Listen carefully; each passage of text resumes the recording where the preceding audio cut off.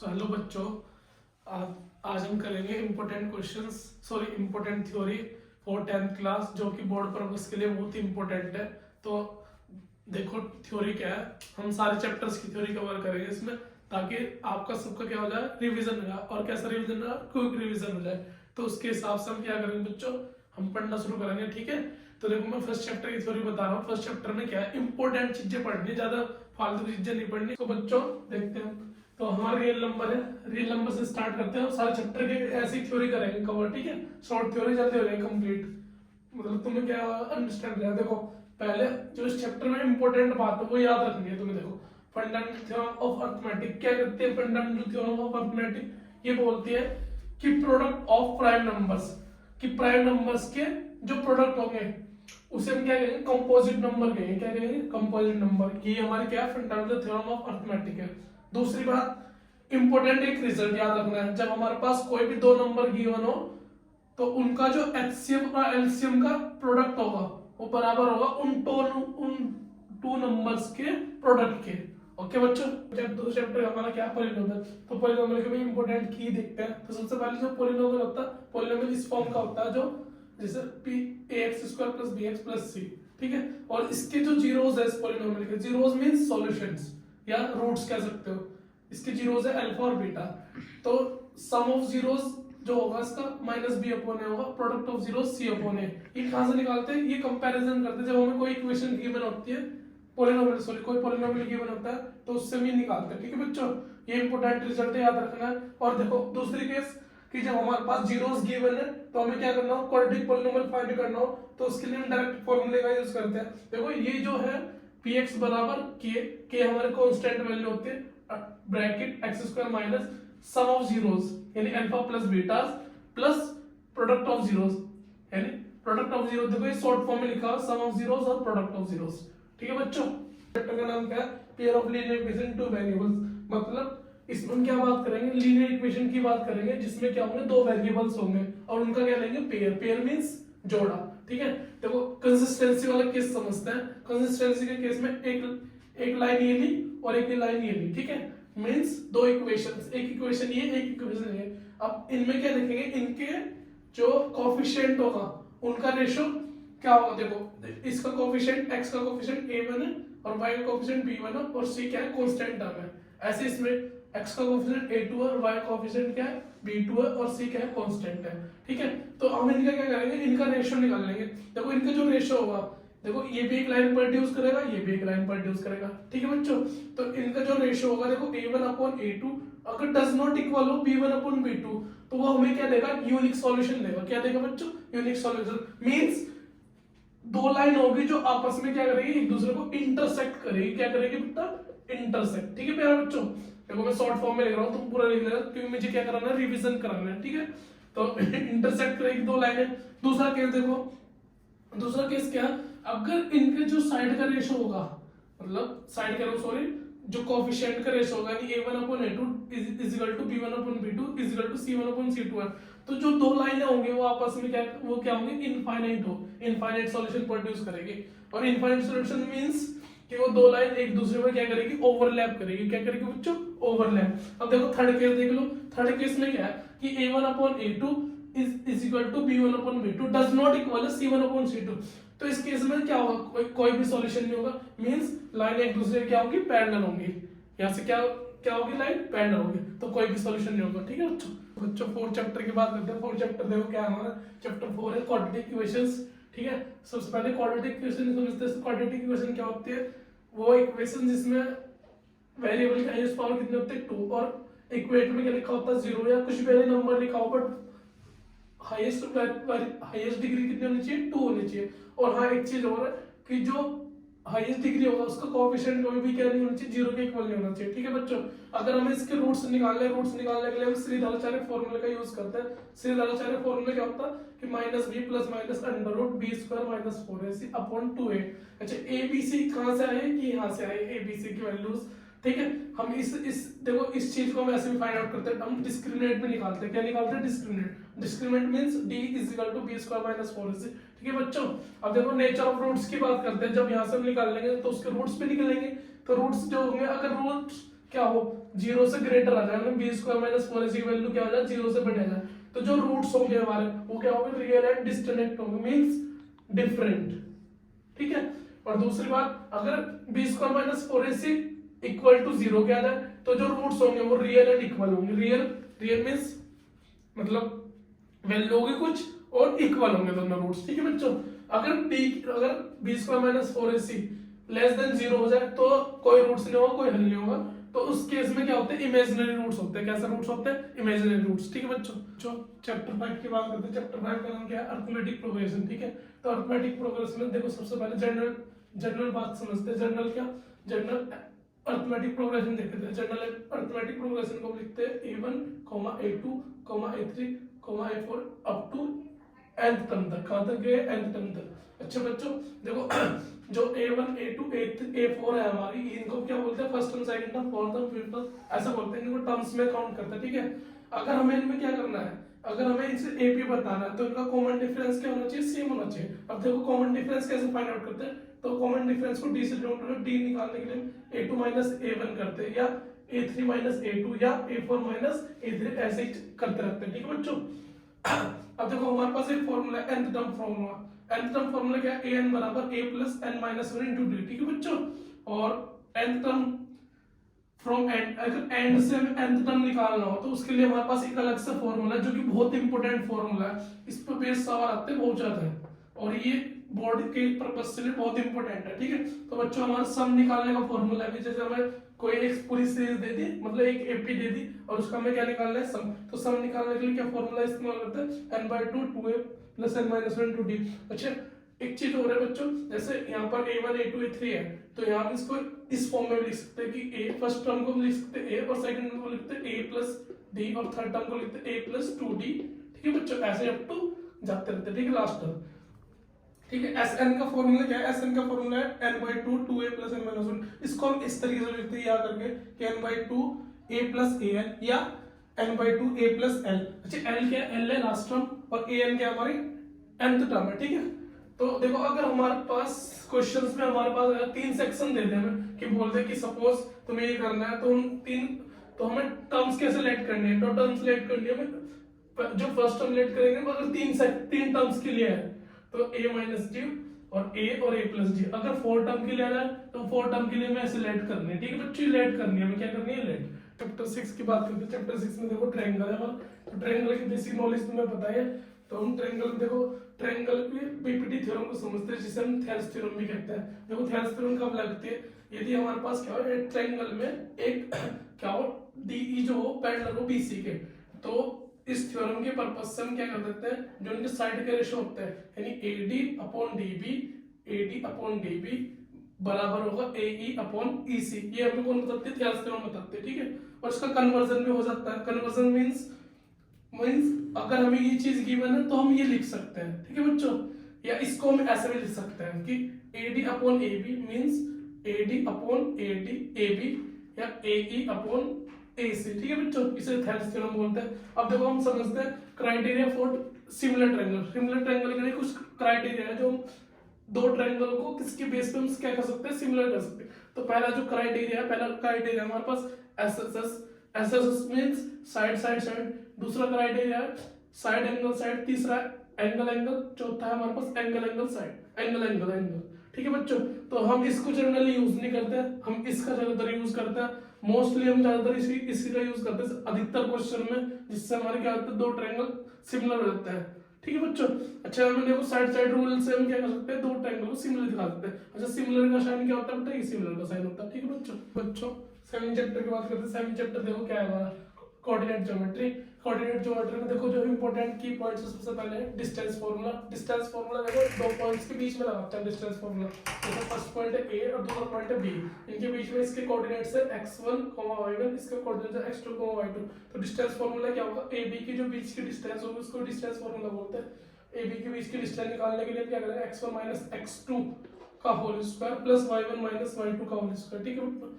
ये distance formula हम जब दो पॉइंट गिवन होता है तब लगाते हैं। एक होता है हमारे पास सेक्शन फार्मूला। सेक्शन फार्मूला किस लिए आता है, जब हम क्या करते हैं, दो पॉइंट्स को सेक्शन में डिवाइड करते हैं। किस में डिवाइड करते हैं बच्चों, सेक्शन में। सेक्शन मींस डिस्ट्रीब्यूशन, किसी जैसे पर्टिकुलर कोई चीज है उसका डिस्ट्रीब्यूशन करते हैं, बांटते हैं उसको, ठीक है। तो सेक्शन फॉर्मूले में हम क्या करते हैं, m और n के रेशियो में डिवाइड करते हैं। तो उसके लिए अगर हमें इस पॉइंट जो पॉइंट डिवाइड कर रहा है जिसके उसके कोऑर्डिनेट्स क्या होंगे, उसके कोऑर्डिनेट x, y, तो हम कैसे फाइंड करेंगे, तो इसका जो ये रेशियो है इसकी मल्टीप्लाई करेंगे mx2 और nx1 प्लस m+n, ठीक है। दूसरा हो जाएगा, ये फॉर्मूला है, ठीक है बच्चों, सेक्शन फॉर्मूला डायरेक्ट याद रखना है। अब देखो उसके बाद हमारे पास मिड पॉइंट फॉर्मूला है। मिड पॉइंट फॉर्मूला मतलब बिल्कुल 20 से मिड से डिवाइड करें, ठीक है। तो मिड पॉइंट फॉर्मूला क्या होगा, x1 + x2 upon 2 y1 + y2 upon 2। ये होता है centred formula. Centred formula means जब हमारे पास एक ट्रायंगल के तीनों कोऑर्डिनेट्स दिए हो और उसके बीच में क्या होगा, सेंटर, अगर उसके हमें कोऑर्डिनेट्स चाहिए तो उसके लिए डायरेक्ट फॉर्मूला होता है x1 + x2 + 3 upon 3 y1 + y2 + y3 upon 3, ठीक है बच्चों। ट्रिग्नोमेट्री, ठीक है, इसके इंपॉर्टेंट फॉर्मूले समझते हैं। देखो सबसे पहले ट्रिग्नोमेट्रिक रेशियो क्या होता है वो समझते हैं। ट्रिग्नोमेट्रिक रेशियो होता है sin थीटा = p/h और cos थीटा = b/h और tan थीटा = p/b, ठीक है।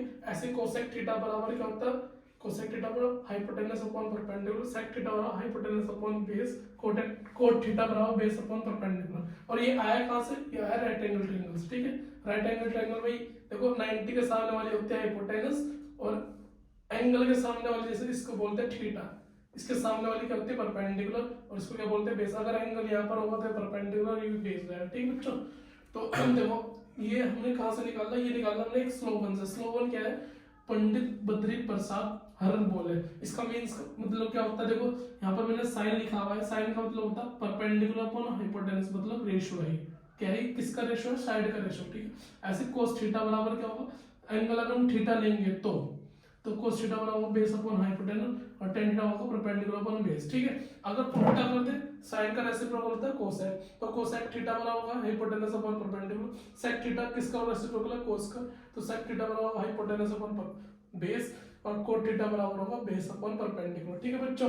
अब कुछ इंपॉर्टेंट रिजल्ट भी याद रखना है, जैसे cosec थीटा बराबर 1 upon sin theta, sec theta बराबर 1 अपॉन cos थीटा और cot थीटा बराबर 1 अपॉन tan थीटा, ठीक है। tan थीटा बराबर होता है sin theta upon cos theta, ये भी याद रखना। cot थीटा बराबर cos theta upon sin theta, ये भी याद रखना। और अगर हम इसके आपस में क्या करते हैं, इनटू कर दे, इनटू मींस प्रोडक्ट कर दे इनका, तो हमें रिजल्ट क्या मिलता है 1, ठीक है। ऐसे इसमें और ऐसे इसमें, ठीक है बच्चों, ये याद रखना। Value of trigonometric ratio of standard angle, ठीक है बच्चों। Value of trigonometric ratio of standard angle. Standard angle के लिए ट्रिग्नोमेट्रिक रेशियो की जो वैल्यू होती है, देखो ये हमारे पास स्टैंडर्ड एंगल में जो एंगल है वो हमारे पास थीटा है। जैसे हम देखो sin थीटा, हमारे पास एंगल क्या है थीटा, अगर थीटा की जगह हम 0 डिग्री रखते हैं तो sin 0 डिग्री की वैल्यू 0, ऐसे sin 30 की वैल्यू 1/2, sin 45 की वैल्यू 1/√2 और sin 60 की वैल्यू √3/2 और sin 90 की वैल्यू 1, ठीक है बच्चों। अच्छा ये आती कैसे है, देखो तुम्हें क्या करना है, तुम्हें यहाँ पर लिखना 0 1 2 3 4, ठीक है। और फिर उसके बाद क्या कर देना, 4 से क्या कर देना, सबको डिवाइड कर देना, 4 से डिवाइड, ठीक है। फिर बच्चों 4 से डिवाइड और फिर इसका स्क्वायर रूट ले लो, ठीक है। देखो इससे कटेगा तो 1 आ जाएगा, ठीक है। तो 90 की वैल्यू क्या होती है, 1 होती है। ऐसे ये तो ये देखो 4 प्रॉपर स्क्वायर है किसका, 2 का, ठीक है बच्चों। ऐसे ही कट जाएगा तो 1/2 आएगा, 1/√2 हो जाएगा। ये हमें पता है किसका स्क्वायर प्रॉपर तो 1/2 और 0, जब 4 को 0 से डिवाइड करेंगे, सॉरी 0 को 4 से डिवाइड करेंगे तो 0 आएगा, ठीक है बच्चों। अब ऐसे देखो साइन का रेसिप्रोकल, साइन का उल्टा क्या होता है cos, तो इसकी वैल्यू को चेंज करके दो, ठीक है। अब अगर हमें tan की वैल्यू चाहिए, tan की वैल्यू कैसे करते हैं, इसको डिवाइड कर देते हैं, sin को cos से क्या करते हैं डिवाइड, तो tan की वैल्यू मिल जाएगी। और tan का ठीक अपोजिट क्या होता है cot, तो tan की वैल्यू को उल्टा कर दो तो कोई cot की वैल्यू मिल जाएगी। ऐसे cos की जो अपोजिट वैल्यू, cos का रेसिप्रोकल क्या होता है sec, तो sec उसका रेसिप्रोकल कर दो, तो रेसिप्रोकल उल्टा कर दो, तो देखो 1 का उल्टा 1 ही होगा और 2/√3 का उल्टा करेंगे तो √3/2 का उल्टा करेंगे तो 2/√3 आ जाएगा। ऐसे इसका 2√2 2 0, जब इसका रेसिप्रोकल करेंगे क्योंकि अपन में 1 होगा और 1 का जब रेसिप्रोकल करेंगे तो इनफाइनाइट वाली कंडीशन है, जिसे हम क्या बोलते हैं नॉट डिफाइंड। क्या बोलते हैं बच्चों, नॉट डिफाइंड, ठीक है। अब ऐसे ये इसका उल्टा है तो sec का उल्टा cosec, तो इनकी वैल्यू चेंज करके लिख दो बस। यहाँ पर इनफाइनाइट है, यहाँ पर 2 आ जाएगी, यहाँ पर 2। आइडेंटिटीज में बात करते हैं, ट्रिग्नोमेट्रिक आइडेंटिटीज क्या होती है, sin square theta plus cos square theta बराबर 1 होता है। देखो यहाँ से हम डॉट राइट फॉर्म निकाल सकते हैं, sin थीटा बराबर √1 - cos square theta, cos theta बराबर √1 - sin square theta, sin square theta, ठीक है बच्चों। अब देखो दूसरा आइडेंटिटी क्या है, 1 प्लस tan स्क्वायर थीटा बराबर sec स्क्वायर थीटा। इसकी भी डायरेक्ट फॉर्म कितनी है, 3 है। एक पहली जो डायरेक्ट फॉर्म है वो है 1 बराबर sec square theta minus tan square theta. दूसरी डायरेक्ट फॉर्म है tan थीटा बराबर under root sec square theta minus 1। तीसरी है sec theta plus tan theta बराबर 1 upon sec theta minus tan theta. ठीक है बच्चों। अब जो हमारा तीसरी आइडेंटिटी है, तीसरी identity 1 plus cot square theta बराबर cosec स्क्वायर थीटा। यहाँ से हमारी 3 डायरेक्ट फॉर्म आ रही। पहली डायरेक्ट फॉर्म जो है वो 1 के इक्वल होते cosec square theta minus sec cot square theta. दूसरी डायरेक्ट फॉर्म में cosec theta plus cot theta बराबर होगा 1 upon cosec theta minus cot theta. तीसरी डायरेक्ट फॉर्म में cot थीटा बराबर under root cosec square theta minus 1। Chapter 9 की बात करते हैं, सम एप्लीकेशन ऑफ ट्रिग्नोमेट्री। देखो इसमें सबसे पहले हम क्या देखते हैं, सबसे पहले कोई व्यक्ति बेस पर खड़ा हुआ नीचे जमीन पर और वहां से किसी ऑब्जेक्ट को देख रहा है। ये कोई ऑब्जेक्ट है तो यहाँ से जो एंगल बनेगा, और ये हमारी हॉरिजॉन्टल लाइन है, जो देख रहा है उसको बोलते हैं लाइन ऑफ साइट, और जो बेस पे जो लाइन है उसे हॉरिजॉन्टल लाइन बोलते हैं। उनके बीच के जो गैप होता है उसे बोलते हैं एंगल ऑफ एलिवेशन। ठीक है बच्चों, इसमें मोस्ट इंपोर्टेंट बात ये है, एंगल ऑफ एलिवेशन क्या होता है, जब कोई भी एंगल नीचे से ऊपर की ओर बनना आता है उसे क्या बोलते हैं, एंगल ऑफ एलिवेशन। और कोई मान लो टावर पे खड़ा और वहां से किसी ऑब्जेक्ट को नीचे की ओर देख रहा है तो उसे बोलते हैं एंगल ऑफ डिप्रेशन। ये हॉरिजॉन्टल लाइन इस केस में ऐसे होगी, ये राइट एंगल ट्रायंगल होगा कि ये कोई टावर है और ये कोई हॉरिजॉन्टल, मतलब ये क्या है, सॉरी ये ग्राउंड है, ग्राउंड पर टावर के बीच में जो एंगल बने वो हमेशा क्या बनेगा, 90 डिग्री का। ठीक है बच्चों, इस चैप्टर में मोस्ट इंपोर्टेंट बात ये है, सब एप्लीकेशन ऑफ ट्रिग्नोमेट्री। और कुछ एक दो तुम्हें वैल्यूज याद रखनी है, जैसे √3 की वैल्यू 1.732, ऐसे तुम्हें √2 की वैल्यू रखनी है 1.414। ठीक है बच्चों, ये मोस्ट इंपोर्टेंट बात है, ये याद रखनी है। और ट्रिग्नोमेट्रिक वैल्यू जो भी है वो भी सारे याद रखनी है, जो भी स्टैंडर्ड के लिए, स्टैंडर्ड एंगल के लिए, जैसे 0 डिग्री के लिए, जैसे 30 के लिए। सर्कल में 2 ही इंपॉर्टेंट थ्योरम है, बस इन्हें याद रखनी है। पहले देखो, जो सेंटर है, सेंटर से अगर टेंजेंट पर परपेंडिकुलर डल रही तो रेडियस ऑलवेज क्या होगी, परपेंडिकुलर होगी हमेशा टेंजेंट के। ठीक है, ये बात याद रखनी है। दूसरा केस क्या है कि एक सर्कल के एक्सटर्नल पॉइंट है कोई पी से 2 टेंजेंट जो डाल लेंगे उनकी लेंथ हमेशा क्या होती है, इक्वल होती है। ठीक है बच्चों, तो ये 2 इंपॉर्टेंट थ्योरम है, तुम्हें याद रखनी। चैप्टर की बात करते हैं, चैप्टर 11 के area related to circle. Area related to circle में देखो क्या है, सबसे पहले हम सर्कल के एरिया की बात करते हैं। ये सेंटर होगा, ये इसकी रेडियस, और ये क्या होगा, सर्कमफ्रेंस। तो सर्कल की सर्कमफ्रेंस कितनी है, 2πr, और एरिया का होता है πr²। अब हम बात करते हैं सेक्टर की। ये हमारा क्या है, सेक्टर है, ये हमारी आर्क है, माइनर आर्क और ये मेजर आर्क होते हैं। तो अगर माइनर आर्क से घिरा हुआ जो एरिया है उसको बोलते हैं सेक्टर। 2 रेडियस और माइनर आर्क से घिरा हुआ एरिया को हम क्या बोलते हैं, सेक्टर। तो एरिया ऑफ सेक्टर क्या होता है माइनर के केस में, θ/360 πr²। और अगर हमें क्या करना हो, अगर हमें मेजर निकालना हो तो मेजर निकालने के लिए हम सर्कल के एरिया में से माइनस कर देते हैं किसका एरिया, माइनर सेक्टर का एरिया, तो हमारा मेजर का निकल जाता है। ठीक है बच्चों, अब हम बात करते हैं सेगमेंट की। देखो सेगमेंट क्या होता है, सेगमेंट होता है जो आर्क और कोड से घिरा हुआ जो एरिया होता है उसे हम क्या बोलते हैं, सेगमेंट बोलते हैं। ठीक है बच्चों, देखो अगर इसका हमें एरिया चाहिए, ये वाला सेडेड वाला, तो हम क्या करेंगे, हम सेक्टर के एरिया में से इस ट्रायंगल का एरिया क्या कर देंगे, माइनस कर देंगे, तो हमारे पास क्या आ जाएगा, सेगमेंट का एरिया आ जाएगा। ठीक है बच्चों, सरफेस एरिया एंड वॉल्यूम पे बात करते हैं बच्चों। देखो सरफेस एरिया एंड वॉल्यूम के इंपॉर्टेंट फॉर्मूले इसके हैं। सबसे पहले क्यूबॉइड की बात करते हैं। क्यूबॉइड में क्या होती है, लेंथ, ब्रेथ और हाइट होती है। तो इसका लेटरल सरफेस एरिया क्या होता है, या CSC बोलते हैं, कवर्ड सरफेस एरिया, जो कि होता है 2 ब्रैकेट में L + B × H। ठीक है, अब टोटल सरफेस एरिया की बात करते हैं। टोटल सरफेस एरिया का होता है 2 ब्रैकेट में LB + BH + HL। ये LB और BH और HL क्या है, L हमारी लेंथ और B क्या है, ब्रेथ और H क्या हाइट है। ठीक है, वॉल्यूम क्या होती है इसके, L × B × H। ऐसे क्यूब की बात करते हैं, क्यूब में देखो सारी साइड्स क्या होते हैं, इक्वल होते हैं, तो इसका लेटरल सरफेस एरिया होता है 4a², कवर्ड सरफेस एरिया भी कह सकते हैं। टोटल सरफेस होता है 6a², वॉल्यूम होते हैं a³। ठीक है, अब बात करते हैं सिलेंडर में। देखो सिलेंडर की हाइट होगी, ये रेडियस होगी। ठीक है, तो सिलेंडर में कवर्ड सरफेस एरिया क्या होता है, 2πrh, total surface area 2πr bracket में r + h, वॉल्यूम क्या होगी, πr²h। अब बात करते हैं कोन की। देखो कोन में ये वाली हाइट को, ये तो हाइट होगी नॉर्मल, इसको बोलते हैं तिरछी हाइट, मतलब स्लांट हाइट, और ये रेडियस होगी। ठीक है, इसके स्लांट हाइट का फॉर्मूला होता है L = √r² + h²।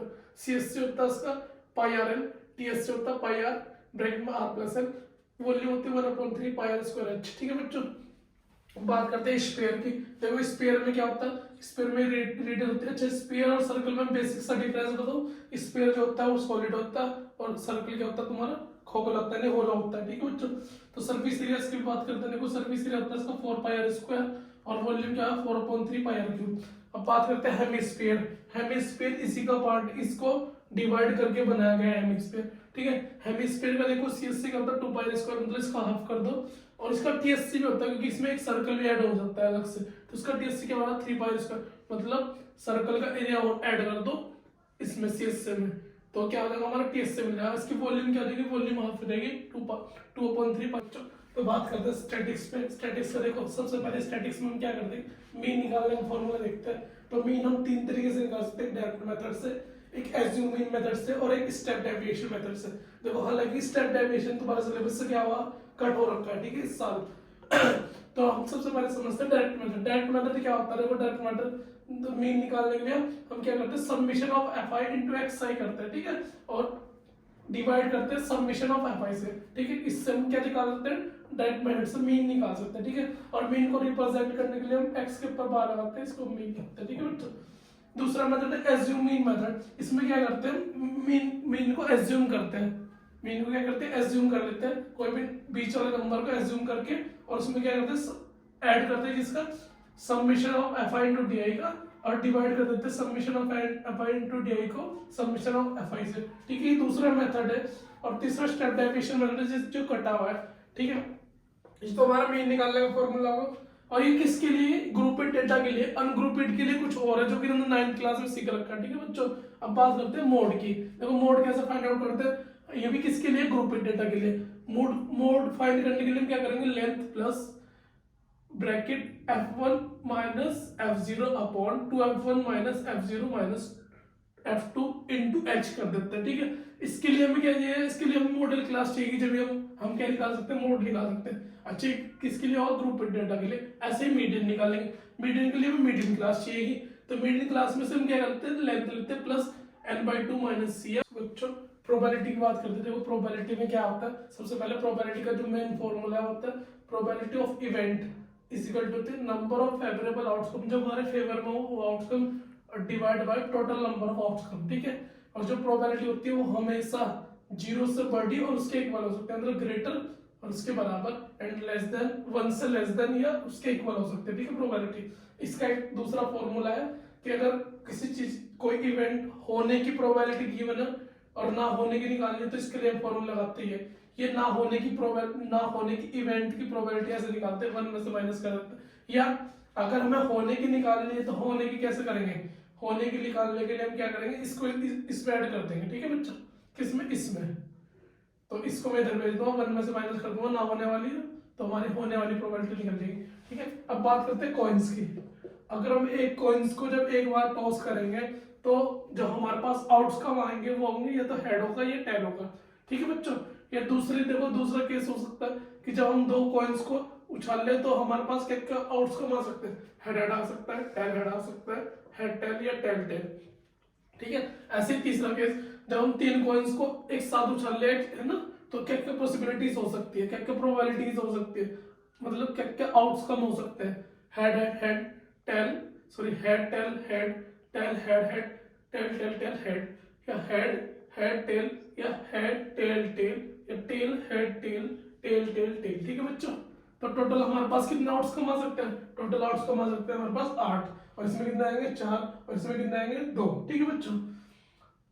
तो ये हमारे फॉर्मूला होगा प्रोबेबिलिटी का, ये कॉइन्स और जनरल फॉर्मूला होगा प्रोबेबिलिटी। तो ये आउटकम होंगे टोटल 1, 2, 3, 4, 5, कुछ भी आ सकता है इनमें से, जब एक डाइस को थ्रो करेंगे, और जब 2 डाइस को थ्रो करेंगे तो ये टोटल आउटकम ही आएंगे कि 1, 1, 1, 2, 1, 3, 1, 4, ऐसे करके कितने टोटल आउटकम आएंगे, 36 आउटकम आएंगे, और इसमें टोटल कितने आउटकम होंगे 6।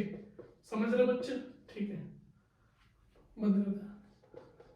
कार्ड की बात करते हैं। कार्ड में 52 कार्ड्स होते हैं टोटल हमारे पास, उनमें से 13 रेड होते हैं और 13 ही रेड होते हैं, 13 रेड होते हैं डायमंड वाले, और 13 रेड कौन से होते हैं, हार्ट वाले, और 13 ब्लैक होते हैं, और 13 क्या होते हैं, दूसरे ब्लैक होते हैं। बस ब्लैक में एक स्पेड होता है और एक क्या होता है, क्लब, ठीक है बच्चों। अब इनमें क्या होता है, इनमें सब में फेस कार्ड वाले पत्ते होते हैं, जैसे इसमें भी फेस के होते हैं, इसमें भी फेस के, इसमें फेस में, सब में जेक क्वीन और किंग होता है, ठीक है। जैक क्वीन और किंग होता है सब में, ठीक है बच्चों। तो देखो सब ये क्या है, फेस कार्ड वाले हैं सारे, कितने हैं फेस कार्ड वाले। अगर टोटल फेस कार्ड की बात करें 4 रो में, तो टोटल कितना होंगे 12, क्योंकि इनमें 3 है तो 4 रो में कितना जाएंगे 12। ऐसे एस की बात करते हैं, ऐसे मतलब इक्का इक्का सब में इक्का होता है ना, टोटल सब इक्के कितने होंगे, टोटल इक्के होंगे 4, ठीक है बच्चों। और बाकी बात करें किंग या क्वीन, अगर पर्टिकुलर किसी एक बंदे की बात करें तो सब में एक ऑलरेडी प्रेजेंट है, सब में एक कलर, ठीक है बच्चों।